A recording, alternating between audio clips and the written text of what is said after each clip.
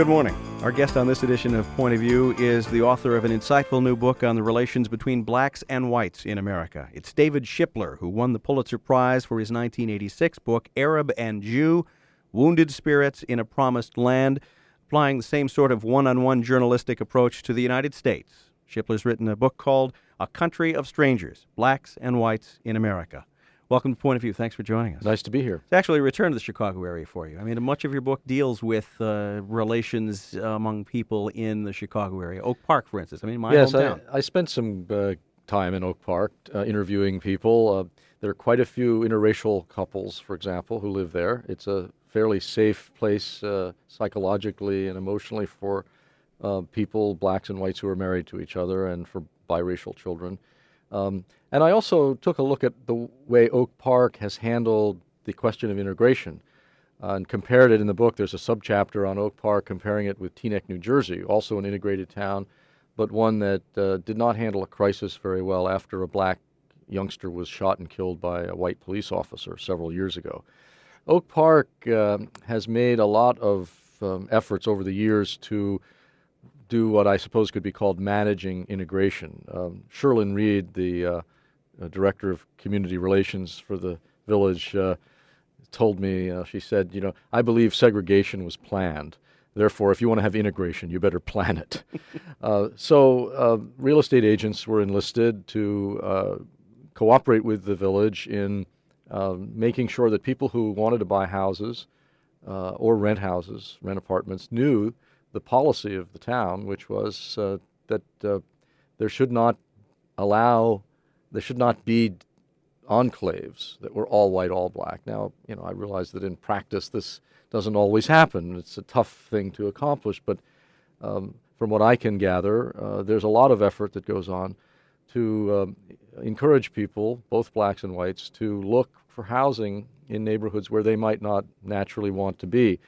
And to try to defuse some of the anxieties that both might have. I mean, blacks who might be a little worried about the hostile reception they could get on a mostly white block, and whites who perhaps are afraid there are too many blacks on that particular block, even though they might like the house, and so forth. And there's a lot of effort that goes on. It's a good case study, I think, in how a community can work very hard to accomplish something that's very difficult to achieve. Yeah, and I mean, the difficulties have popped up again and again. And just to be fair, as a resident of Oak Park, I want to let people know that Oak Park certainly has its problems in terms of race relations and ending this distance that separates blacks from whites in this country, as many other residents, I'm sure, will tell you. Yeah, and one of the things that I found and wrote about in A Country of Strangers is that in Oak Park and elsewhere where there are so-called, quote, integrated situations, there's a lot of internal segregation. For example, if you go into, and I don't mean, segregation by law, but segregation by habit, by comfort zones. If you go into integrated high schools, for example, Oak Park and River Forest High School being an example, but there are many others in the country, you'll see that black and white students often have separate spheres of friendships. They sit separately in the cafeterias. There's a lot of tracking in the schools, so that if you walk through the halls and look into a classroom, you can often tell just by glancing at the predominant race of the students whether or not it's an honors class. For instance? Well, for instance, in Oak Park, there have been studies done by the school system that show many fewer blacks in honors classes than whites. In fact, as I remember the numbers, I can't give you the figures off the top of my head. I'd have to look them up. But in some cases, it's only half the percentage of blacks in honors classes as whites. Some of that has to do with self-selection by black students. There is a very corrosive and self-destructive tendency among some black kids to regard academic achievement as acting white. And, they'll chide each other, they'll criticize each other for getting good grades or working hard or trying to be in honors classes. They say, well, you're trying to be white. Now, in all schools, I remember when I was in high school, and I went to an all-white high school in New Jersey, there was always a lot of teasing of kids who did well. There's this kind of anti-nerd factor and so forth that goes on. But when you add the racial component to that, when blacks condemn each other for trying to be something they're not racially, it takes on a bite. It has a kind of edge to it. that it doesn't have when just white kids are bantering with each other about how one or another is a nerd. So it's a problem, and it's a problem that needs working on. And again, I want to make it clear that what you found, what you're talking about here, is not just Oak Park, which happens to be the Chicago area community that you focused on, but in similar communities across the country. And that's right. And I went to quite a few suburban integrated high schools. I spent time at Lexington High School in Massachusetts, Teaneck High School, and Oak Park and River Forest High School. I know this also because of my own hometown in Maryland, where two of my children went to high school. It's an integrated school. There's busing. It's an excellent school academically, and there's a lot of healthy racial interaction, but there's also a lot of separation. So it's, this is a problem on college campuses as well. It's a problem, but it's also a phenomenon that I think we have to understand. Integration in America is supposed to mean power sharing, but it's rarely actually meant that. Usually what it's meant is putting blacks and whites physically together in the same place. And many blacks don't feel that they're anything more than invited guests. They don't feel ownership of the situation. Whether it's a largely white high school, whether it's a mostly white college, whether it's a company, a corporation, or a government agency, many black people feel that they are there only at a certain, they're barely tolerated there. They're often left out of decision-making processes, for example. A black fellow who worked for IBM in New Orleans told me that for 3 years he didn't know that every evening after work a happy hour was going on at a nearby bar where all the white men in the office were getting together and making deals and planning business and so forth. He was simply excluded from that. And he couldn't break in. Neither could the women, by the way. So he finally left. Now, that kind of thing happens in many different settings in many different ways. And one of the things that the results of it is that many blacks begin to cluster together to find support from each other, from other people with whom they can talk easily. Point of View on WNUA 95.5. Charlie Meyerson here talking to Pulitzer Prize-winning author David Shipler. His new book is A Country of Strangers, Blacks and Whites in America.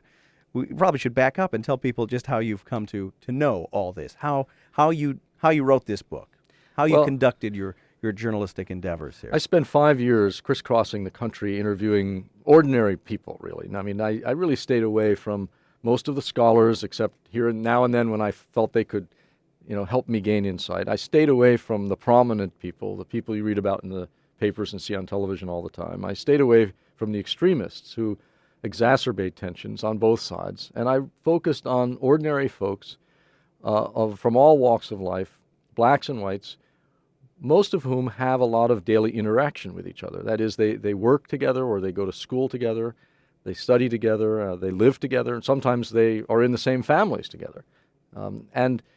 By talking to them about their own attitudes toward each other and how these attitudes are expressed in the way they behave, actually, the way they interact, and how they perceive how the other interacts, because perceptions become reality to many people. Even though a gesture, a word, an act is not meant to be offensive, it is often taken that way. So that was really my method. And after I did a lot of interviews for all these years, I began to organize the material. And what I found was that stereotypes, which I think still exist powerfully in America, even though they may not be expressed all the time in polite company. The images, the negative images that whites have of blacks, and negative images that many blacks have of whites, do have an effect on behavior. So I began to see patterns. So I organized the whole middle section of the book around bundles of stereotypes to lay them out, but they're not. This is not a scholarly book. I mean, no, and I have to tell you, ladies and gentlemen, it's wonderfully easy reading and absorbing reading too, and I think you'll be moved by it. I mean, it's full of real people, and I think a lot of people who read the book will see themselves in it, actually, because people have told me, both blacks and whites who have read it, and it's just out, so there are not that many yet, have said, boy, I really do it's really made me think because I recognize a lot of these attitudes. Yeah. So what I did was try to lay out the prejudices so people could see them. I mean, the first chapter in that regard is about body, all the prejudices that have to do with the way people look and dress and speak, our strange adoration of black athletes, which some blacks take offense to because there seems to be a kind of dichotomy between physical prowess and mental prowess. That is, the notion that a black person who is very good at athletics may not be so great upstairs, in the mind. And the second chapter in this section is called Mind, because the image of blacks as mentally inferior is a very powerful stereotype. It's existed in this society for several hundred years. You see it in Jefferson, for example, in Thomas Jefferson's writings. And then there's a chapter on morality, how many whites see blacks as immoral, how they distrust them, they think they're dishonest. Then there's one on violence, because violence is a major image that people have of one another. Blacks have it of whites, whites have it of blacks. And then finally power, which is, I think, perhaps the core of much racial tension in this country. How much power are whites willing to share with blacks? And how much power can blacks really achieve in certain institutions, in politics, and so forth? As you wrote this book, or as you began to write this book, or as you wrote it, or after you were done with it, who did you expect you would be writing to? Were you writing equally to blacks and whites? Did you expect this book would move blacks and whites equally? I think, yes, I hope so. I mean, I've certainly didn't have a restricted audience in mind when I was writing it, but I hope that both blacks and whites can learn a lot from this book, because I write about whites' attitudes in a way that I think many blacks haven't seen before. I mean, one black fellow who read the book said he was amazed at how I got whites to say the things that they say in the book. He had suspected people thought this way, but he had never actually seen it in print. And there are whites who I think are fascinated by the way blacks think about whites and about race, don't understand how they think that way. I mean, I had the experience, for example, after the O.J. Simpson verdict of not guilty, of many whites who knew I was working on the book coming up to me and saying, why do blacks think he's innocent? And I finally said to them, look, if you go to school or work with a black person, sit down with him one day, if he's a male especially, and ask him a simple question. Have you ever been hassled by the police? And I guarantee that you'll get an education, because I got an education all over the country. I rarely found a black male over the age of 17 or 18 who had not been hassled by the police. In Oak Park, there was an example. A young man named Jason Deichler, who is biracial, who was riding his brand new bike right in front of his house when an Oak Park police officer pulled over and challenged him and said, where'd you get that bike? And it wasn't until his friends came along and verified that it was indeed his that the cop let him go. Now, that's a terribly humiliating experience for a kid. Although, to Jason's credit, he didn't harbor real bitterness about it. In fact, he wrote an op-ed piece in the New York Times about it later, in which I had suggested that he do, and he came across as a wonderfully generous person. But you can understand how some people might harbor real poisonous feelings toward the police after an incident like that. Point of View on WNUA 95.5. Our guest is author David Shipler. His book is A Country of Strangers, Blacks and Whites in America. Well, let me back up. You're a white man. Last time I looked. Yeah. And what barriers did you find, if any, that you had to overcome in getting to the roots of black Americans' feelings about whites, about race? To my surprise, actually, I found blacks generally much more open and forthcoming than whites were in talking to me about race. I think the reasons for that were several. First, most blacks don't go through a single day without thinking about race. They can't avoid it. Secondly, they've asked themselves most of the questions that I put to them, and maybe some questions I hadn't even thought of. So they were ready for me, in a sense. They were able to talk about their own attitudes. And finally, they generally, I think, were amazed and pleased that some white guy would want to sit down and put the subject of race on the table. It just rarely happens. Some of them said after the interviews, I really enjoyed this. They were surprised, I guess, as I was. Whites generally were more difficult to talk to because we don't have to think about race personally every day.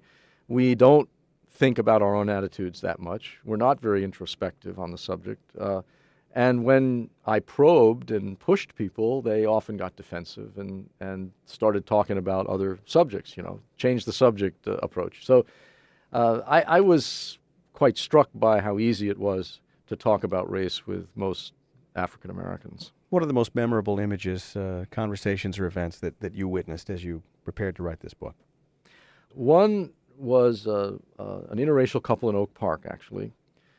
I was talking to them about their marriage, and I asked, she's white, he's black. They've been married about 25 years. And I asked them how their families reacted when they got engaged. And she told me that her brother, she's white, her brother came to her with his wife and denounced her and said, what are you trying to do, kill our father? You'll have a heart attack. This is terrible. What are you trying to do? She was so angry she threw them out of the house. 5 years later, her brother came to her and said, I'm really ashamed of myself. That was the worst thing I've ever done, and I'm sorry. Now, she told me this story while her husband, who's black, was sitting next to her. And when she finished the story, her husband said, but he's never apologized to me. And all these years I go to family holidays and I get big hugs, and it still gnaws at me that he did this, that he's never said anything to me. So I said, well, did you ever say anything to him about it? And he kind of blinked in surprise and said, well, no. Now, to me, that's a metaphor for America, because we can't talk about race very well. Here is a family where something happened for which this person is truly sorry, and yet the subject cannot be discussed between black and white, even when there's agreement that it was a shameful thing to do. Well, how do we apply that metaphor to the nation as a whole? The continuing debate, does the United States, does the president issue an apology, reparations for slavery? Oh, I don't know. That seems a little empty to me, to be honest, the idea of apologizing for slavery. I think that a more constructive approach is to continue or to enrich the discussion of race that he has tried to begin. I take note of the fact that he didn't start this until he was safe in his second term, which tells you something about the mood of politics. But nevertheless, you have to give him credit for understanding that this is a subject that we need to talk about. Now, there are conversations and there are conversations. I mean, not all conversation is helpful. It can also be divisive. So it'll be up to this National Advisory Board or President's Advisory Board to fashion meetings and forums and networking and all that sort of stuff that really helps people understand. I think one divide that has to be addressed is the divide between those who see racism and those who do not. And that's a big divide. It's not only along racial lines, but what I found when I was working on A Country of Strangers was how much prejudice has gone underground since the Civil Rights Movement. There's a lot of indirect, nuanced, encrypted prejudice now. And, we have to be sensitive and tuned into that if we're going to correct for it. You had another image for us. Yes, the other image came toward the end of my research, actually. I thought I'd asked all the questions I could possibly think of, but there was one I had never thought to ask. It came at a workshop in Washington, D.C., where there were about 50 people, I think, 60 people, many different ethnic groups, races. And the facilitator asked us to respond to his questions by standing. He had asked us also to pair up with someone fundamentally different from ourselves, and a young black woman and I had paired up, and we were led through a structured conversation in which we found out a bit about each other. And then the facilitator started asking us questions. I have been denied the use of my credit card because of my race. All those stand, and only the people who were black and Latino stood. Or maybe he did it the other way around. I have never been denied. I can't quite remember. Maybe the whites stood. But in any case, it was a terrible division there. I know that the next president of the United States will be of my race, and only the whites stood. I have to leave my culture at the door when I go to work, and only the blacks, Latinos, and Asians stood. All of us whites were left sitting. And then he asked the question that I had never thought to ask. I have considered not having children because of racism. And the young black woman sitting across from me stood as slowly and gracefully as if she were at a funeral. And she and I looked at each other across this immense gap of misunderstanding. And I mean, we were strangers to each other, that's for sure. My children are my fondest joy. And although I can understand individuals deciding on an individual basis that they don't want children, that's one thing. But to be forced into that decision by external circumstances is something that I find deeply sad. Now, she told me later that she and her husband had discussed this, and her husband really wanted children. She just had talked to so many of her black friends who said, you know, having children, having a black child, especially a black boy, is so difficult in America in the 1990s and probably will continue to be so.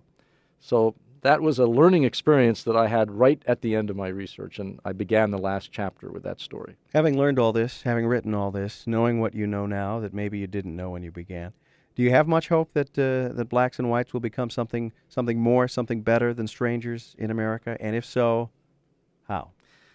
You know, a journalist is a perpetual or a professional pessimist, so I can't have much hope, but I will tell you that I did find a lot of people all around the country who were good people, blacks and whites, who were working hard on this. They don't get much press. They don't advertise their efforts. But in their jobs, in their schools, in their communities, actually, there's a lot of goodwill if it can be harnessed and channeled, which I hope the president's effort may be able to do. So I can't say I'm hopeful, but I have some really good feelings about this society's capacity to be self-correcting. I've been in other parts of the world, the Middle East, the Soviet Union, where people don't address these issues as honestly as we do. And in a free society, the first step is to turn the problem into the sunlight. That's what I've tried to do in this book, A Country of Strangers. And succeeded, I'd say. Thank you. Our guest on Point of View on WNUA 95.5 has been David Shipler. His book is A Country of Strangers, Blacks and Whites in America, $30 from Knopf. I'm Charlie Meyerson. Thanks for joining us.